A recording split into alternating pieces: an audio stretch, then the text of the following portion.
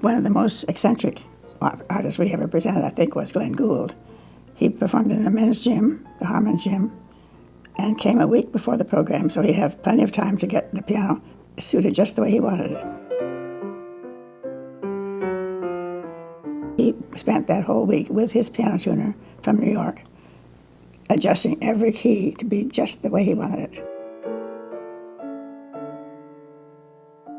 He needed a piano water backstage just beside the piano, and that was kept at a simmer or almost a simmer, so he could put his hands in it to warm them up. He was always very aware of cold, and he wanted his hands in the hot water before the concert.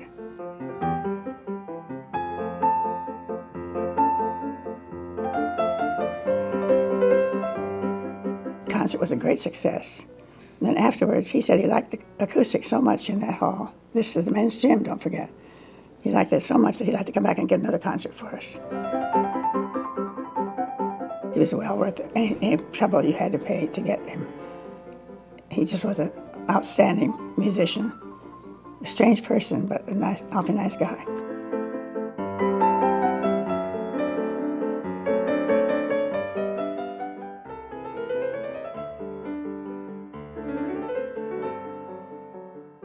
Tell me the story of Dylan Thomas.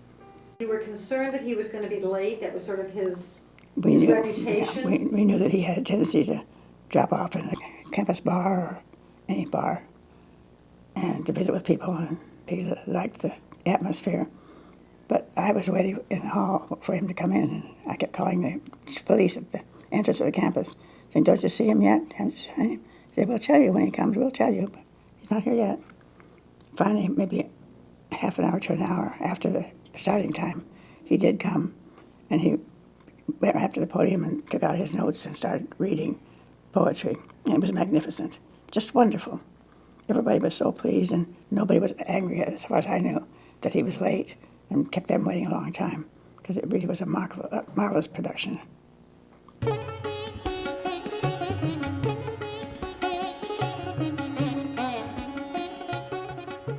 I was thinking just the other day of Ravi Shankar. When the students from India came to see me, they knew that Shankar was to be in the area, and they wanted to present him in a concert. And I'd never heard of him before. So I can't believe we get an audience. We said, "We can guarantee you'll get an audience, and we'll help pay that if you have a loss."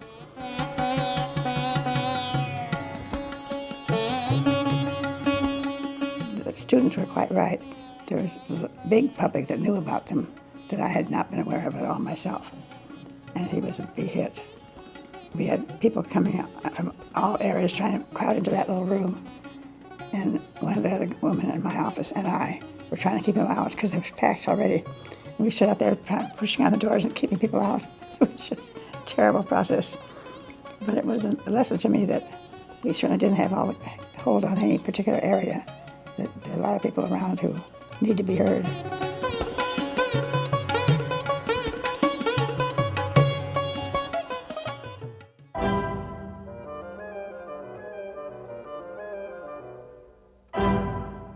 The opening of Zalabag was the beginning of a long tale of difficulties and triumphs and just fun.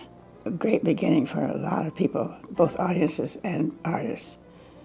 The dance people throughout the United States took a survey one time about what stages they preferred, and the dance company took this survey and published it, said that their favorite hall in the whole United States was Zalabag Hall.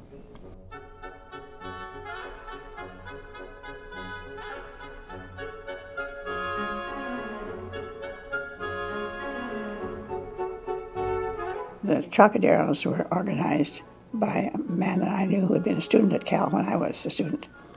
And he was going around trying to sell the idea of the Trocaderos for a run on campuses. This is the dance company without women, all men dancers and all carefully shaven and carefully trained. I'll never forget the night that we all went down to this place in West End someplace. The place was full of my competitors, the college people, and they were all looking for something to do for the performances. But they were appalled, this great troop of ugly men running around, until finally somebody laughed. And after they once got the laugh going, then everybody thought it was wonderful. But the first few minutes were really terrible.